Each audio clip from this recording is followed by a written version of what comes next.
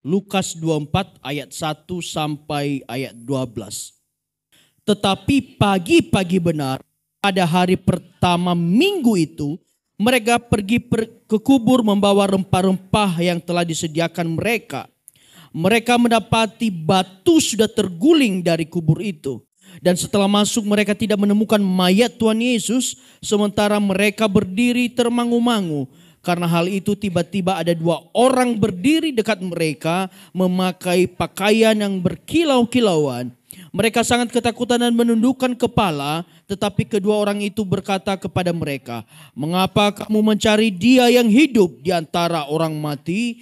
Ia tidak ada di sini, Ia telah bangkit. Ingatlah apa yang telah dikatakannya kepadamu ketika Ia masih di Galilea, yaitu bahwa Anak Manusia harus diserahkan ke tangan orang-orang berdosa dan disalibkan dan akan bangkit pada hari yang ketiga." Maka teringatlah mereka akan Yesus itu.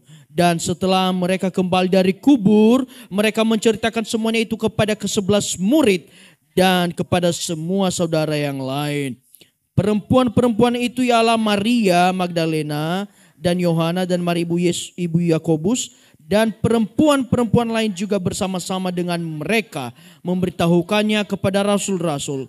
Tetapi bagi mereka perkataan itu seakan omong kosong dan tidak percaya kepada perempuan-perempuan itu. Sungguh pun demikian, Petrus bangun lalu cepat. Ketika ia menjenguk ke dalam, ia melihat kain kapan saja. Lalu ia pergi dan ia bertanya dalam hatinya apa yang telah terjadi. Nah, Bapak Saudara, itu adalah rentetan cerita dalam Alkitab mengenai kebangkitan Yesus. Nah, pertama, pagi-pagi benar perempuan-perempuan pergi ingin merempahi mayat Yesus. Dan tahukah Bapak Saudara, mereka ketika masuk ke dalam kubur itu, mereka menemukan tidak ada mayat Yesus di dalam. Dan tahukah Bapak Saudara, faktanya adalah penutup kubur Yesus itu tidak mampu digulingkan oleh satu orang. Itu beratnya, batu itu beratnya luar biasa. Dan juga di kuburan itu nggak dibiarkan ada tentara yang berjaga. Dan kemudian setelah para perempuan masuk ke dalam, tidak ada Tuhan Yesus di dalam. Dan kemudian mereka ketakutan, tetapi mereka ketemu malaikat di situ. Dan malaikat berkata kepada mereka, "Mengapa engkau mencari yang hidup di antara mengapa engkau mencari yang hidup di antara orang mati?" Bapak Saudara, kalau kita ke kuburan, kita nggak cari orang hidup di situ. Kita carinya siapa? Orang mati. Saya juga mau katakan kepada ibu, ini dekat dengan kehidupan kita. Jangan pernah minta berkat di kuburan karena nggak ada kehidupan di situ. Yang ada cuma kematian. Jadi jangan pernah menyembah kubur berharap engkau akan diberkati. Nggak ada, di situ hanya ada kematian kutuk. Nah, ketika mereka sampai di situ ada malaikat memberitahukan kepada mereka. Dan mereka pun buru-buru kasih tahu kepada murid yang lain, kepada Petrus. Dan Petrus pun berlari ke sana dan dia tidak menemukan siapa-siapa. Hanya menemukan kain kafan. Bapak Saudara, mereka masih belum mengerti padahal malaikat sudah bilang ke mereka, "Tidak ingat kakak dulu yang dikatakannya, memang dia akan mati. Dia diserahkan di tangan-tangan orang berdosa. Tetapi pada hari yang ketiga, ia akan bangkit." Bapak Ibu, apa sih pesan yang mau Tuhan sampaikan kepada kita? Begini, seringkali duka cita yang mendalam membuat kita lupa akan janji Tuhan. Mereka ini sudah pegang janji Tuhan. Mereka udah bilang, Tuhan udah bilang ke mereka, hari ketiga saya pasti bangkit. Tapi itu semua dilupakan oleh karena mereka menderita duka yang mendalam. Begitu juga dalam hidup kita Bapak Ibu Saudara. Seringkali kita lupa akan janji-janji Tuhan. Karena apa? Karena kita terlalu mengasihani diri terhadap kesedihan kita. Sehingga kita lupa bahwa Tuhan itu sanggup membuat segala sesuatu. Terkadang kalau kita sakit, kita sibuk mengasihani diri kita sendiri. Terkadang kalau kita miskin, kita sibuk mengasihani diri kita sendiri. Terkadang kalau kita gagal, kita sibuk mengasihani kegagalan kita. Kita tidak pernah fokus pada janji Tuhan bahwa selalu akan ada pertolongan Tuhan. Mari kita mengingat segala kehidupan kita bahwa kita ada sampai saat ini semua karena anugerah Tuhan. Karena dia sudah menderita di kayu salib, makanya kita boleh menikmati segala sesuatu yang baik saat ini. Dia mati di kayu salib, dia dikuburkan selama 3 hari, dan dia bangkit pada hari yang ketiga. Sehingga kebangkitan Yesus itu hari ini membawa kemenangan bagi kita. Amin. Ada berbagai berita hoax pada saat itu yang dibuat untuk menyangkal kebangkitan Yesus. Tetapi bagi orang yang sudah bertemu Yesus, pasti akan paham apa yang telah Tuhan Yesus perbuat.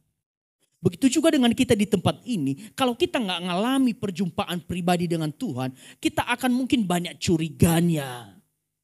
Kita akan banyak persepsi yang lain. Tapi saya percaya kalau kita sudah bertemu dengan Tuhan pribadi, kita akan mengerti apa yang Tuhan Yesus sudah perbuat. Amin. Nah, Bapak Ibu Saudara, hari ini kita merayakan yang namanya Paskah. Nah, Paskah itu kalau di dalam perjanjian lama merujuk pada kata Pesach atau Passover dalam bahasa Ibrani, yakni perayaan pembebasan bangsa Israel dari tanah Mesir. Jadi setelah mereka sudah bebas dari tanah Mesir, mereka mengadakan satu perayaan yang namanya Hari Paskah. Mereka merayakan mereka sudah bebas dari perbudakan dan mereka menuju tanah perjanjian. Mereka merayakan yang namanya Hari Pembebasan bangsa Israel dari tanah Mesir, di mana pada saat itu diadakan upacara roti tak beragi dan persembahan anak sulung dengan upacara korban domba. Kalau di perjanjian lama bercerita tentang pembebasan dari tanah Mesir menuju tanah perjanjian. Dan harus ada korban domba yang mereka korbankan. Kemudian di perjanjian baru, arti Paskah menunjukkan pengorbanan Yesus. Kalau di perjanjian lama yang dikorbankan siapa? Domba. Tetapi di perjanjian baru yang dikorbankan siapa? Anak domba Allah, yaitu Yesus di kayu salib. Nah, ini pengorbanan yang membebaskan manusia dari dosa-dosa. Dengan kata lain, Paskah dalam perjanjian baru disebut sebagai tindakan kasih Allah atas manusia yang sudah jatuh di dalam dosa. Jadi di perjanjian lama itu sudah ada bayangan mengenai pembebasan. Tetapi ini Paskah di perjanjian lama, pembebasan bangsa Israel dari tanah Mesir, sama-sama dari tanah penjajahan. Sama juga di sini, pembebasan kita dari tangan penjajah, yaitu iblis. Kalau di sini hanya perlu korban domba, tapi kalau di sini anak domba Allah, yaitu Yesus Kristus. Jadi di perjanjian lama ada Paskah sebagai bayangan yang akan dilakukan Tuhan Yesus di kemudian. Dan di perjanjian baru akhirnya digenapi. Keduanya sama-sama berbicara kemenangan. Kalau bangsa Israel menang dari perbudakan Mesir, saya juga mau berkata, saudara dan saya menang dari perbudakan dosa dan perbudakan maut. Kalau pembebasan bangsa Israel hanya sebatas dari perbudakan Mesir, kalau kita pembebasan dari maut menuju kehidupan kekal yang disiapkan Tuhan kepada kita. Amin. Nah, Bapak Ibu Saudara, 1 Korintus 15 ayat 56 sampai 57 sama-sama kita baca Bapak Ibu Saudara. 3, 2, ya. Sengat maut ialah dosa dan kuasa dosa ialah hukum Taurat. Tetapi syukur kepada Allah yang telah memberikan kepada kita kemenangan oleh Kristus Yesus Tuhan kita. Bapak Ibu Saudara, kemenangan Tuhan Yesus diberikan kepada kita. Karena dari semula manusia tidak pernah bisa menang melawan dosa. Tetapi kemenangan itu sudah Tuhan raih dan Dia kasih ke kita. Bapak Ibu, inilah namanya kasih karunia. Karena begitu besar kasih Allah akan dunia ini. Kasih karunia. Kasih karunia itu artinya apa? Kasih karunia itu artinya kita yang tidak pantas mendapatkan kasih dari Tuhan. Tetapi dibuat layak dan pantas karena dia mau berkorban di kayu salib. Hanya demi saudara dan saya bisa hidup sampai saat ini. Kita gak pantas. Dari segi kebaikan kita gak cukup untuk merayu Tuhan. Bilang sama-sama, kebaikan saya gak cukup merayu Tuhan.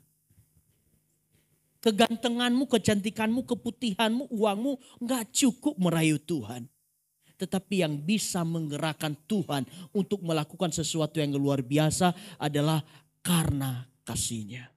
Saya juga mau bilang kepada saudara, kalau saudara sulit melakukan sesuatu, kalau saudara sulit mengampuni, kalau saudara sulit berbuat baik, hanya kasih Allah yang bisa menggerakkan dan memampukan kamu untuk bisa mengampuni, bisa memberi, bisa berbuat. Bapak Ibu Saudara, kita yang tidak pantas dibuat menjadi pantas. Itulah kasih karunia. Nah, Bapak Ibu Saudara, kemenangan apa yang Tuhan bawa dalam hidup kita? Dari kebangkitannya dari kematian. Satu, kemenangan atas dosa. Kita baca sama-sama 3-2 ayat. Sebab kematiannya adalah kematian terhadap dosa. Satu kali dan untuk selama-lamanya. Dan kehidupannya adalah kehidupan bagi Allah. Bapak Ibu Saudara, kebangkitannya membawa kuasa, memberikan kuasa kepada kita untuk menjadi pemenang atas segala dosa-dosa kita, Bapak Ibu Saudara. Kalau sebelum Yesus mati di kayu salib, kita ini lemah terhadap dosa. Kita gak bisa ngalahin dosa, Bapak Ibu Saudara. Tetapi setelah Tuhan Yesus sudah menang, sudah Dia tanggung segala dosa kita, sudah Dia kalahkan segala dosa kita, maka saya katakan Bapak Ibu Saudara yang ada di tempat ini juga punya kuasa untuk mengalahkan dosa apapun itu. Jadi gak ada lagi perkataan begini, saya sudah begini dari dulu. Kalau engkau masih marah-marah Bapak Ibu Saudara, kalau engkau masih malas datang ke gereja, jangan pernah pakai alasan saya udah gini dari dulu. Saya dari sononya udah begini.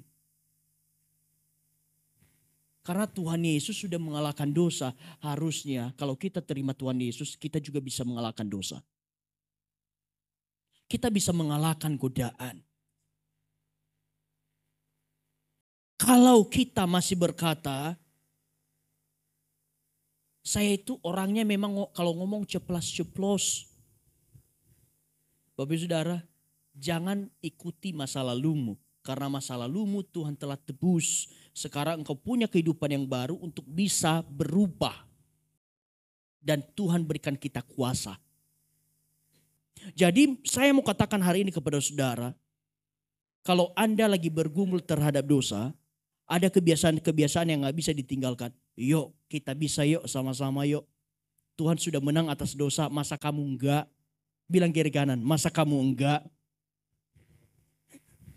Iya kan? Pasti bisa, karena Tuhan Yesus sudah menang atas dosa. Nah Bapak Saudara, nah caranya bagaimana supaya kita menang atas dosa? Ada satu, pertama menanggalkan manusia lama. Engkau harus tanggalkan kebiasaan-kebiasaan lamamu.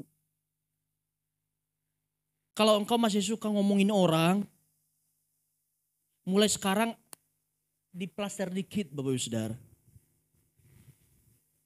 Dikit-dikit, jangan langsung diplaster semua. Kalau engkau hobi mabuk-mabukan, mulailah engkau mengurangi untuk pergi clubbing. Karena begini Bapak Saudara, percuma engkau bilang, Tuhan aku mau bertobat, enggak mau mabuk-mabukan lagi. Tapi kalau pergaulanmu setiap hari ke diskotik, bohong, pasti mabuk lagi. Engkau harus berani menanggalkan manusia lama. Kedua, engkau harus rela dibaharui dalam roh dan pikiran, minta ke Tuhan. Tuhan, Baharui roh dan pikiran saya, berikan saya pengertian yang benar tentang firman Tuhan. Kemudian engkau harus mengenakan manusia baru atau lahir baru. Bapak Ibu Saudara, kalau engkau sebelumnya belum mengenal Tuhan, untuk engkau terima kuasa kebangkitannya, maka engkau harus memberikan dirimu dibaptis. Sebelum Tuhan Yesus mati, salah satu orang yang namanya Nikodemus, kan Tuhan bilang ke dia, kalau engkau mau masuk ke dalam kerajaan surga, maka engkau harus dilahirkan kembali. Nikodemus komplain, gimana saya bisa masuk, dilahirkan kembali? Apakah saya harus masuk kembali ke rahim ibu saya? Dia berpikir bahwa dilahirkan kembali itu harus secara harafiah.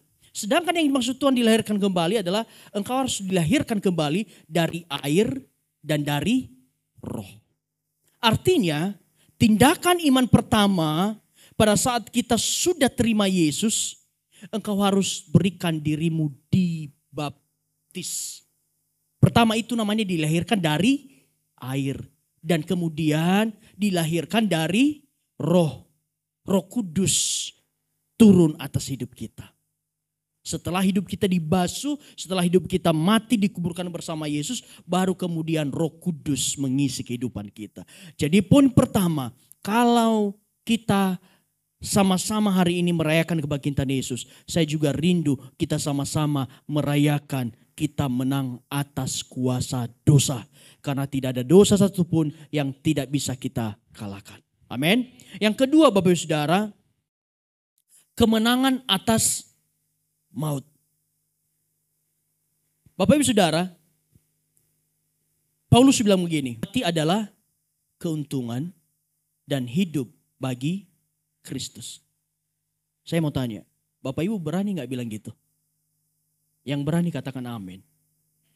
Amin ya. Artinya gini Bapak Ibu Saudara, kalau Tuhan sudah panggil jadi keuntungan, karena saya sudah tahu matinya gak masuk neraka tapi masuk surga. Tapi orang yang gak kenal Tuhan gak berani bilang gitu. Karena dia tahu matinya masuk neraka. Rugi dong. Paulus bisa bilang gitu karena dia tahu tujuannya udah pasti ke surga bersama-sama Bapa. Dikatakan di firman Tuhan, karena kita tahu bahwa Kristus sesudah ia bangkit dari antara orang mati, tidak mati lagi. Maut tidak berkuasa lagi atas dia. Bapak Ibu Saudara, kalau sebelum Tuhan Yesus mati, maka kematian jasmani itu merupakan kematian untuk selama-lamanya, tinggal menunggu penghakiman kekal. Sekarang setelah kita mati itu hanya merupakan transisi Bapak Ibu Saudara. Artinya apa? Kalau daging kita mati itu merupakan transisi untuk kita menerima hidup yang kekal bersama-sama dengan Tuhan. Tubuh jasmani kita yang terbatas akan dibaharui kembali nantinya menjadi tubuh kemuliaan seperti tubuh Tuhan Yesus ketika dia bangkit. Tubuh kemuliaan itu gak terbatas Bapak Saudara. Bisa tembus dinding, bisa ada di mana saja. Karena bukan daging terbatas ini lagi. Tubuh kemuliaan itu gak ada lagi keterbatasannya, gak ada lagi sakit penyakitnya. Semuanya sempurna kalau kita sudah mengenakan tubuh kemuliaan. Jadi kalau zaman dulu orang terlalu bersedih kalau dihadapi dengan kematian.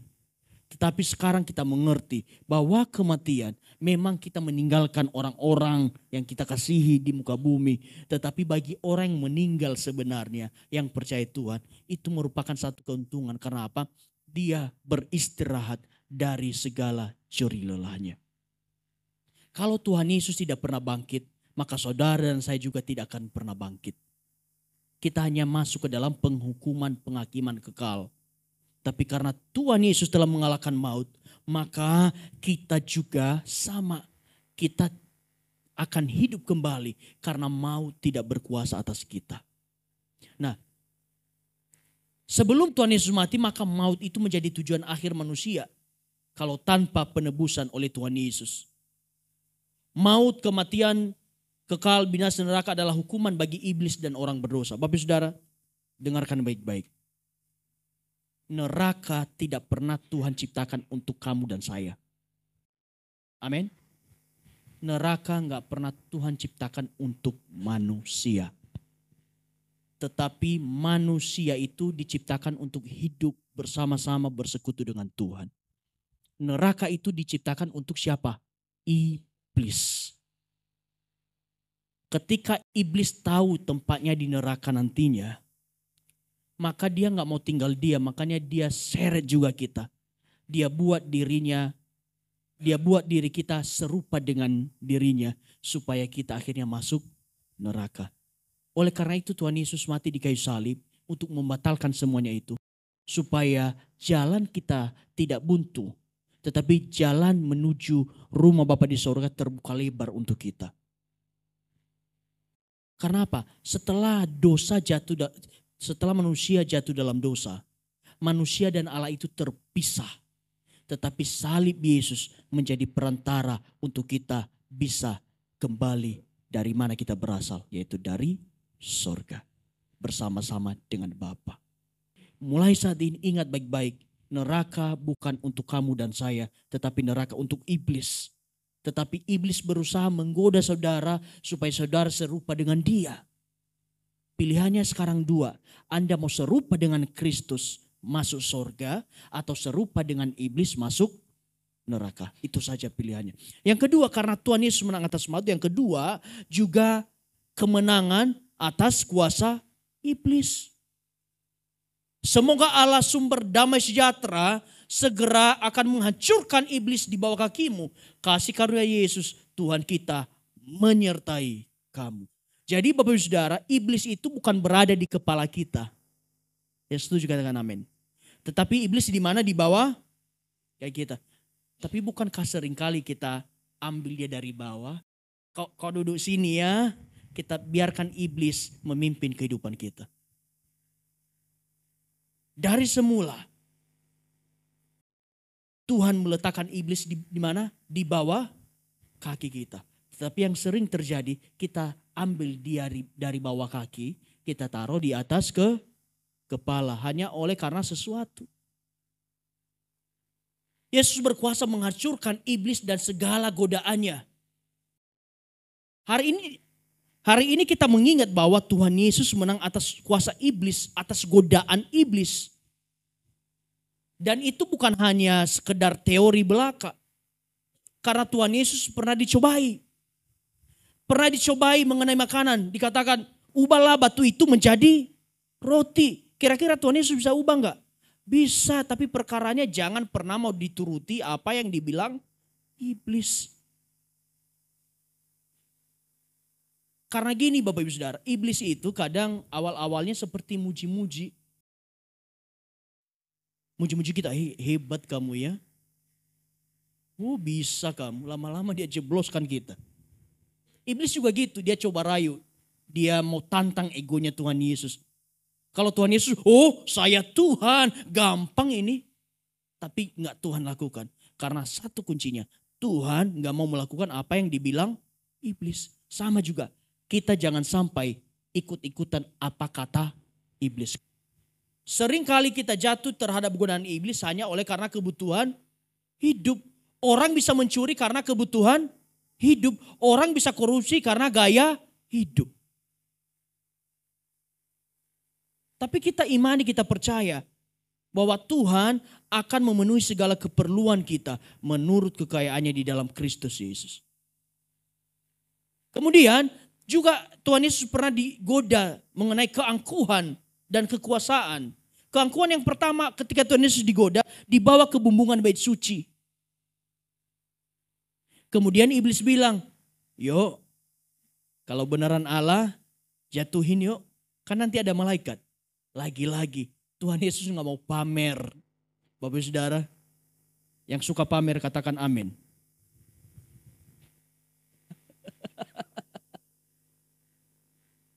Pamer itu jalan untuk iblis masuk dalam hidup kita. Kalau kita suka pamer, berarti sebentar lagi iblis menguasai kehidupan kita. Karena iblis itu suka dengan kesombongan, suka dengan keangkuhan. Dan ketiga, Tuhan Yesus pernah dicobai, ingin dikasih kekuasaan. Diperlihatkan mengenai kerajaan dunia. Dia bilang, kalau engkau menyembah aku, terakhir, kalau engkau menyembah aku akan berikan semuanya untuk kamu. Pertanyaannya sekarang, yang ciptakan langit dan bumi siapa? Tuhan. Yang mau ngasih siapa? Iblis. Kira-kira masuk akal tidak? Jadi iblis ini ternyata super bodoh luar biasa. Dia udah tahu itu punyanya Tuhan, tapi masih dia tawarkan. Saya datang kepada Bapak Ibu. Saya ambil HP-nya Bapak Ibu. Kemudian kalau kamu sembah saya kasih HP ini. Bapak Ibu pasti bilang, lah itu kan udah punya saya. Ngapain lagi kamu kasih ke saya? Sama juga. Tetapi iblis itu gak pernah mau menyerah biarpun dia melakukan dengan segala kebodohannya. Dan Bapak Ibu Saudara, dari segala pergumulan ini, Tuhan Yesus berhasil mengalahkan iblis dengan firman Tuhan. Coba nanti baca Bapak Ibu Saudara. Setiap iblis menggoda Tuhan Yesus, cuma satu Tuhan Yesus jawab, ada tertulis. Jadi Bapak Ibu Saudara, kunci engkau menang atas kuasa iblis, engkau harus punya firman Tuhan. Gak ada yang lain, engkau harus belajar firman Tuhan. Kita diberi kuasa dalam nama Yesus untuk mengalahkan iblis. Dikatakan tanda-tanda ini akan menyertai orang-orang percaya. Mereka akan mengusir setan-setan demi namaku. Sama-sama, mengusir setan-setan demi nama Yesus. Ini sudah berulang kali saya katakan Bapak Saudara, bahwa saya berdoa semua jemaat GBI Hau gak ada lagi yang takut setan. Yang gak takut setan katakan amin. Yang masih takut katakan no. Bapak Saudara, itulah yang ketiga kemenangan atas kuasa iblis. Dan yang terakhir Bapak Saudara, kemenangan atas pergumulan hidup. Saya mau bilang Bapak Saudara, apapun pergumulan hidupmu pada saat ini, tidak akan melebihi pergumulan Tuhan Yesus ketika dia mau disalib.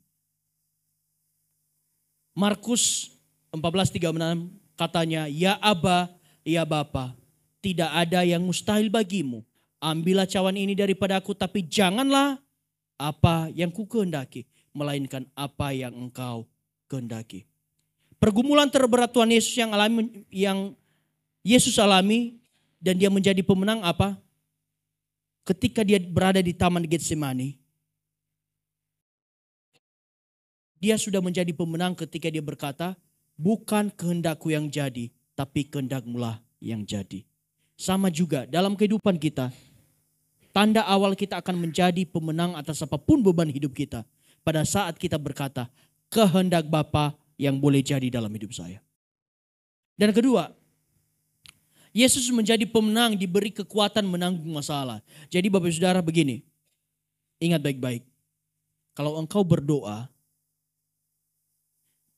jangan berharap Tuhan angkat masalahmu. Karena Tuhan gak akan pernah angkat masalahmu. Tapi dia akan berikan engkau kekuatan supaya engkau dapat menanggung segala masalah.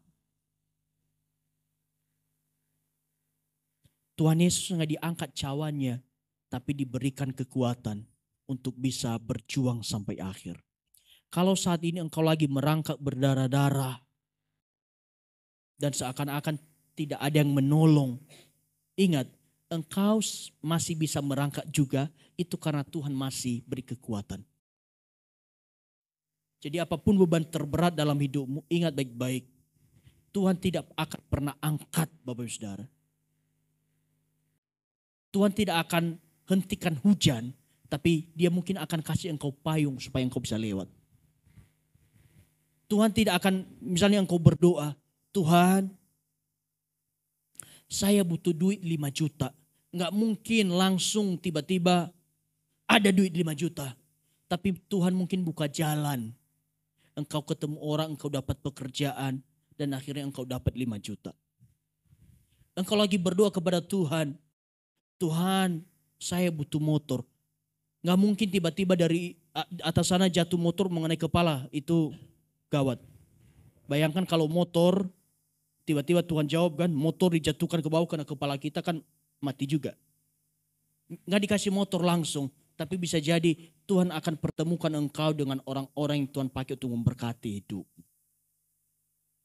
Jadi segala masalah kita, Tuhan tidak angkat masalahnya, tapi diberikan tenaga ekstra supaya kita menjadi pemenang. Karena satu janji Tuhan, Dia tidak akan memberikan cobaan, ujian melebihi batas kemampuan kita. Jadi ujian, tantangan yang engkau alami sampai saat ini masih dalam batas wajar.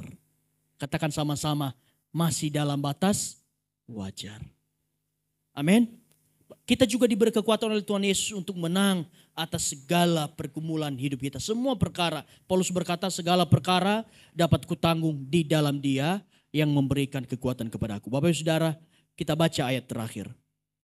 Galatia 5 ayat 1. Mari kita bangkit berdiri Bapak Ibu Saudara. Kita akan akhiri firman ini. Firman Tuhan berkata, supaya kita sungguh-sungguh merdeka, Kristus telah memerdekakan kita. Karena itu berdirilah teguh dan jangan mau lagi dikenakan kuk perhambaan. Bapak Saudara sudah dimerdekakan, jangan lagi mau diperhamba oleh dosa dan iblis. Amin.